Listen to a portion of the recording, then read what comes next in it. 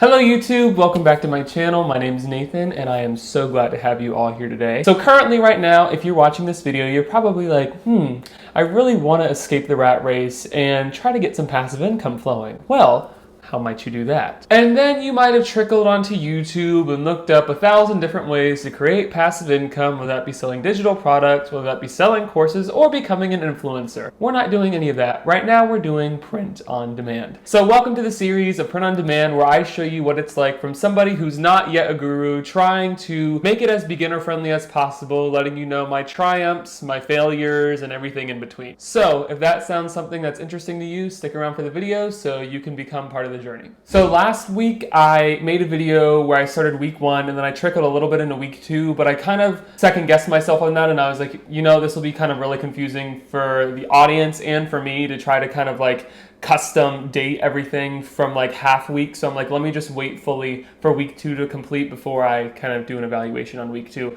And plus in the last week's video, I said nothing really happened in week 2, but hey, you guys are gonna be shocked. Like when I'm telling you shocked, I mean like pigs fly shocked. Maybe not that shocked.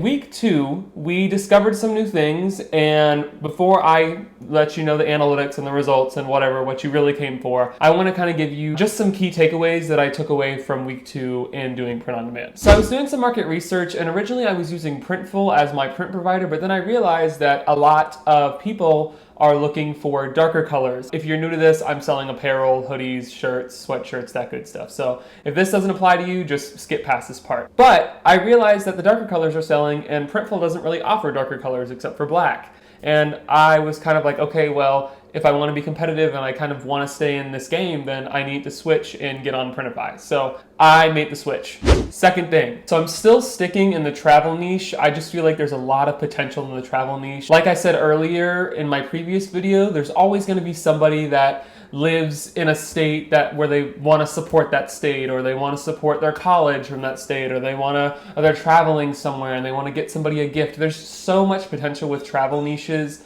It's insane. However, I am expanding my niche to a new one. I think it's a hidden gem. I don't know if a lot of people know about it. When I was doing some market research, I found that the sales in this niche are absolutely through the roof, and the competition is half the number of the sales. Imagine the sales at like 20,000, and then the competition's maybe like 10,000. Like that is like a gold niche right there. So with that being said, I'm definitely going to start making some more designs in that niche. And at the very end of the video, I'll reveal what niche that is. So hopefully you can make some designs and get some sales there too. So the third thing I learned is that mock-up photos really do matter. With that being said, when I was integrating a lot of my designs from Printify, I was kind of seeing a similar pattern with the shops that were kind of selling similar designs to mine, if you will. Yeah, they had the first main mock-up photo with the design on it with the good model, right? But then when you scroll through the rest of their listing, it's different designs, different mock-ups of different people, like all showing them, you know, in a lifestyle setting. So people want to see that. Whereas with a lot of my designs, all I had was that main mock-up image, and then the rest of them were Printify's images. And I know people say veer away from that, but I mean, I guess I just really wasn't thinking about that. But like I said, this is part of the process of learning and not making the same mistakes I'm doing, or I did, because I'm not doing it anymore. That's the third thing I learned, is definitely when you're doing your designs, try to get as many mock-up images as you can. So if you're gonna offer 8 colors, you should have 8 different mock-up images with your design on it nicely placed, and make sure your design on your mock-up image is going to match the design dimensions on the actual product. Because you don't want to make your mock-up image so big with your design, but then when the design comes to the person, it's like this big. Because that has a 1-star review written all over it, and we're not doing 1-star reviews here. Now it comes to the juice of what you've all been waiting for. The meat, the hoorah, the Okay, I'll stop. In my second week of print on demand, I sold a whopping 2 designs. Now, I know, it's not a lot, but still, last week it was 1 design. This past week, it was 2 designs. Now, hopefully for week 3, hopefully we get 3 designs or maybe even 4. But I will say, the more listings I'm posting, the more favorites I'm getting, the more views I'm getting, the more likes I'm getting. At some point, something's got to give, and more sales will happen. And like I said, this isn't a process that's going to happen overnight, and it's not going to be something that I expect to happen overnight.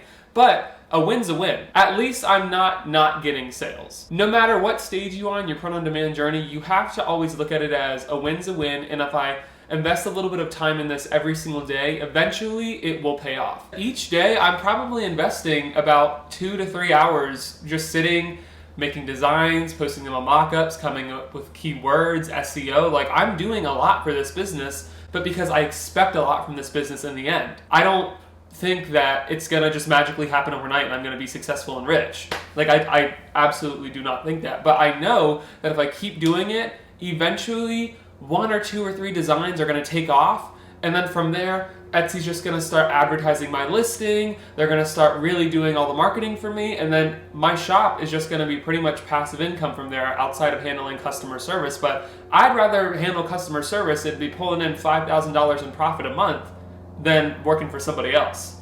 So the real question is, would you? Ready for the niche? Cottage Core. Don't ask me what it is, just go on Etsy, look up Cottage Core, and try to replicate some of those designs. I promise you will get favorites, you will get views, and maybe even some sales. So, Cottage Core. Alright, you guys, thank you so much for watching this video, and I hope you guys enjoyed it. If you did, please remember to leave a like. And also, I want to know where you guys are on your print-on-demand journey. Let me know your frustrations, your struggles. Maybe I can answer a few questions in the comments from one newbie to another newbie. I don't know. Just leave it down below. I want to hear it. Alright, you guys, I'll see you in the next video for week 3.